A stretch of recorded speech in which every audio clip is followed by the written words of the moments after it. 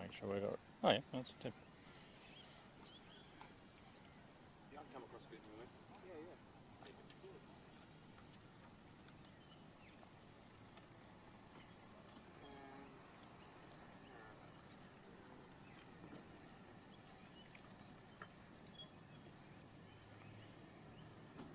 I'm good to go. I'm rolling. You're good? Okay, you're right for sound? Okay, look, great to be down here by the Brisbane River, where today we've announced that for boaties, it's okay to go back out on the water for daylight hours at the moment. What we've seen since the floods has been a lot of debris, a lot of unusual currents and hazards out on the water. So Maritime Safety Queensland has said it's safe for boaties to go back out there in daytime hours only at this point, but wearing life jackets and keeping a good watch there. There's still a little bit of debris, but it's pretty safe for people to go out. We love the water in Queensland, and I'm sure boaties in Brisbane and the greater region who use the river, and I can see a few people getting in there right now, actually right next to us. So they're getting into it, and that's great to see. Make a couple of comments about our high-tech mobile phone and seatbelt cameras. These have been in place since November the 1st of last year. We did a 3-month grace period where we warned people. No one can say they didn't know they were coming. And the figures are quite shocking. 37,000 people have been caught driving distracted or without a seatbelt. And more than 11,000 of those people not wearing a seatbelt or wearing it in a token way. You know, your seatbelt is going to be the thing that saves your life if something goes wrong. Should be the first thing you do when you get in the car before you even start it up. You know, this message has to get across to people. Driving distracted, looking at your mobile phone is similar to driving with 0.07 to 0.1 blood alcohol in your system. And we dealt with drink driving a long time ago. We enforce it anywhere, and now we're enforcing driver distraction and seatbelts anywhere, anytime. These cameras move around regularly. They target areas with bad crash records, so it is only a matter of time before you get caught by these cameras if you're driving in a risky behaviour. So the message has got to get through to people, and it's not getting through to enough people quickly enough. Put the phone away, put the seatbelt on, and your chances of surviving a crash massively increase. And it's the safety of others is absolutely ensured if you're looking at the road rather than looking at your phone when something goes wrong. The other thing there is there's nearly 3,000 people in North Queensland have been caught driving distracted or without a seatbelt. So for North Queenslanders, they need to get the message there as well, because clearly with 3,000 people getting fines of between $400 and $1,000, losing a lot of demerit points, people need to get this message and get it soon. It's just like random breath testing. That's how we're enforcing it. It's just a matter of time before you get caught if you're doing the wrong thing with your mobile phone or your seatbelt. A couple of other things I'd like to discover this morning is the Palaszczuk government has a $771 million flood assistance package that we've put to the federal government over a week ago to co-fund, to jointly fund to help flood victims here in Queensland. We saw a record rainfall event from Wide Bay to the border out to Toowoomba and beyond that had a massive impact on Queenslanders, and they're going through a hard time in terms of recovering from flooding, from damage to their houses. And this package is designed to help people in a number of different ways. It's designed to help them build back better, more than 5,500 people to build back better, for more than 1,000 people to have their houses raised out of the flood zone, and that's very effective. I had 136 streets flooded in my electorate, and it's a pretty tough time for those people out there who are dealing with that. Some people had built back higher since the last flood, and they benefited from that. So raising houses is really important. We've got to be able to help people, and we want that joint funding, not just from us, but also the federal government. And also there are some cases where houses are just in the wrong place. They're too low, they flood very regularly. A buyback scheme is also part of that package. So we've seen the Prime Minister in Queensland recently flashing a lot of cash, $5.4 billion for a dam in North Queensland which doesn't yet have a business case. What we want from the federal government is a $380 million commitment to flood victims whose needs are absolutely real and now, and they need help. and we've got that commitment. We want the Morrison government to work with us to help people to get through that really difficult time. The last thing I just covered there is also related to that.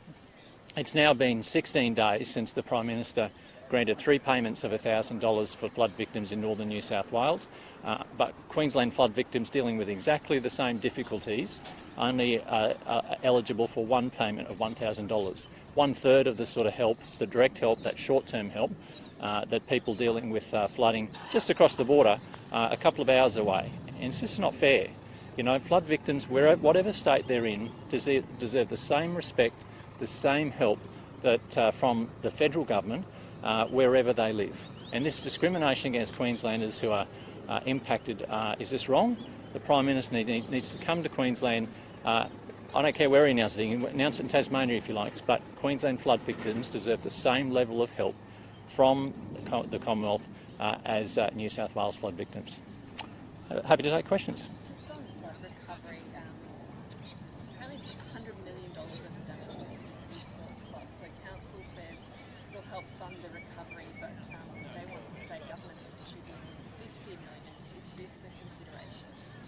Well, part of our package that we've put to the federal government for flood assistance more than a week ago involves a $30 million commitment to help councils deal with some of those impacts. So there's no doubt that many sport clubs got impacted, a couple in my electorate, many elsewhere. So that's why we want this package from the federal government, for them to respond to us affirmatively, and let's get the money to the people who need it, both people whose houses have flooded, but also community groups whose clubhouses have flooded and have had impacts too. The federal government said last weekend there would be 48 hours sort of max. Has there been any correspondence at all? Well, look, they're certainly aware of our position here, and they're aware that we've put forward this package. We simply want them to respond and to prioritise it. People are out there dealing with a lot of stuff. It's going to take a lot of time for people to recover, but the more assistance they get in the short term, the more they can recover quickly and know that they've got all levels of government behind them, helping them through. Look, I don't have the numbers on COVID just yet, so they haven't come in from health, so unfortunately I don't have them for you this morning. And in regards to getting back onto the Brisbane River, I understand a few boaties this morning have been told to get off by police. Is there a reason why, or is it just a lack of communication there that they are allowed back on the water? Look, I'm not aware of those particular cases, but and what was involved in them, so I couldn't comment on that. But certainly, boaties are allowed back. We've been making that clear, and as you can see, there's a lot of people backing up on the boat ramp and getting amongst it. So that's great to see. Sorry, understanding the numbers aren't in just yet on COVID, but in general terms, we're looking at air quality in classrooms today. Victoria's been purified, I think, in every classroom. Is Queensland doing enough on that front? Well, look, Queensland's certainly been one of the leading jurisdictions in the world in our response to COVID. We have listened to the health advice from day one, when we were the first jurisdiction to declare a health emergency more than 2 years ago. We have listened and acted on health advice consistently since then. So we're saying to people, if you haven't had your booster yet, make sure you get your booster. It's really important to make sure that your protection is maximised, and we still see a lot of people out there. I think the majority of people have got a booster, but there's still a lot of people who haven't. So we need to prioritise that. We're not quite out of this COVID pandemic yet, but in terms of classrooms, I'm sure that's being looked at by both health and also education. That could be part of the problem as to why we're seeing such large numbers of young people, or lack of air quality controls in our classrooms. Look, I sense that kids, we've always known from day one, kids, they're pretty tactile, they're pretty robust with each other and physical with each other. They're always going to be at a greater risk in terms of transmission than adults. So we've known that's a risk, and we knew that when school went back that there would be transmission happening. So whether that's related to classroom air, or whether it's related to playground activity or sports or what have you, I'd leave that to education and health to sort out. Minister, should Queensland Health have run a memo about a rival organisation by the nurses union? Well, look, we as a government, the Palaszczuk government has prioritised from day one that we were elected that we would work with all stakeholders, peak bodies, business, unions. We would work with them to make sure that we got good outcomes. We weren't going to pick fights with groups all over the place like the Newman government and David Crisafulli. You know, they pick fights with the health sector, they pick fights with the police union, they pick fights with the legal fraternity. They were very aggressive. You know, that's not good government. We work with different organisations and it is normal that we work with all kinds of stakeholders in terms of communications, whether it's business, unions, whatever. There's a lot of announcements that we make and we consult regularly, and that's I think that's a normal part of being a good government. Is it common then for the government to send, I guess, draft internal memos or media releases or other documents with unions before sharing them? Well, look, I can speak from personal experience. When we've done media releases involving all kinds of groups, we consult with them. You know, the RACQ, Motor Trades Association, unions, all kinds of business peak groups. They'll often want to put comments in on an announcement and we liaise with them. Government talking to stakeholders is actually Government 101. So we do that. We don't pick fights with them. We work with them, and if there's an issue that's of interest, we do work with them. And look, I understand the Nurses Professional Association shares space with the Courier Mail, so you know, maybe that's why it was on page 1 this morning.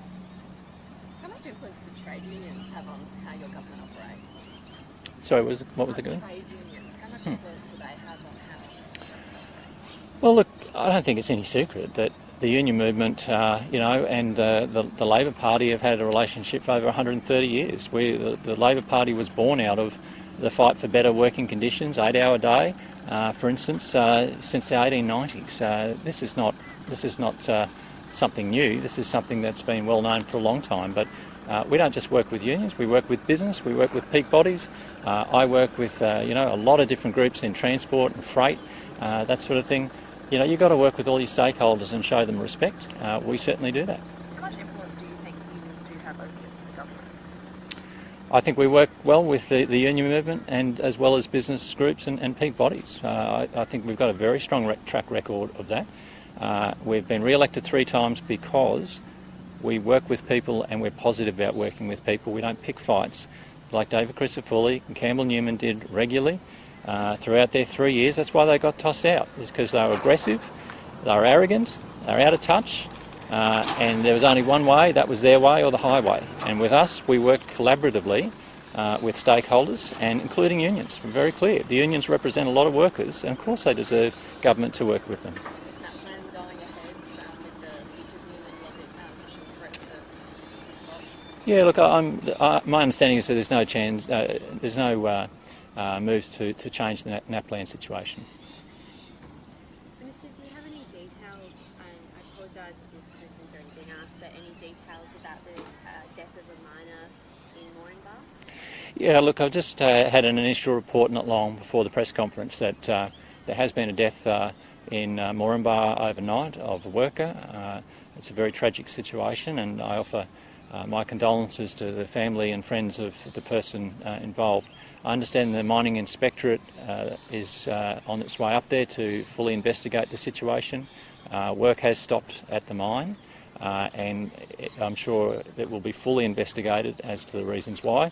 I'm not briefed at this early stage on what exactly has happened. Last question. Do you have any details on how long the mine will be paused for? Oh, look, I'm sure that's a matter for the Inspectorate. Obviously they'll want to see the site and investigate all aspects of what has occurred. So, you know, safety is number one priority and that will be a matter for them and the department, but I think the first priority at the moment is finding out all the details about how this happened so that it doesn't happen again. And just one final thing on COVID. Confirm we're in this second Omicron wave now. Is the government still happy with the level of restrictions and precautions Queensland's taking? Yeah, look, we've always listened to the health advice. We said that from day one, that was the best way of dealing with a matter of medicine and science. And it doesn't mean we've always been popular, but we have been very effective. And I know that health is often reviewing where we are in terms of the numbers and ensuring that our response is appropriate. And we're certainly, at a situation where we really wanted to get to a high level of vaccination, and to see over 91% of people double dosed in Queensland and still rising, which is good. It's never too late to get that double dose, as you know, if you haven't. I think means the level of protection is as high as it could be, and we've been very vehement about encouraging people to be vaccinated so they're protected. We know that's the most effective thing for people when they do get the virus, and everyone's going to be exposed to the virus at some point. It's the vaccination that will really bolster you and protect you to get through. So health will be continually monitoring the situation. There's no changes announced in any shape or form today. I'm not aware of any, but I'm also not the Health Minister, so I'll certainly leave that to the Health Minister and our medical experts, and that is a matter for them. They've steered us through incredibly well over more than 2 years. Very proud of their work, and we've listened and acted to them on their advice throughout. Those vaccinations wear off, given that we are sort of in the second wave of Omicron. Is there any talk or more talk of having that third dose? Yeah, look, that is a matter for health. You know, it's the Health Minister will be fully briefed on that. We're certainly encouraging people to get that booster. I've been encouraging it through my socials all week. You know, I think a lot of people sort of got to that point where, oh, I've got 2, maybe that's enough. Well, it's not enough. If you had a second one, make sure you get the third one, because with waning, that third one might make your response to getting the virus so much easier and protect you so much more. So again, matter for health in terms of any future measures, but we all know that the booster is fully available to people. We encourage people to go out and get that booster, get it done. You've got all 3, you're locked and loaded and set. That's what we want to see, and we know that will protect people the best.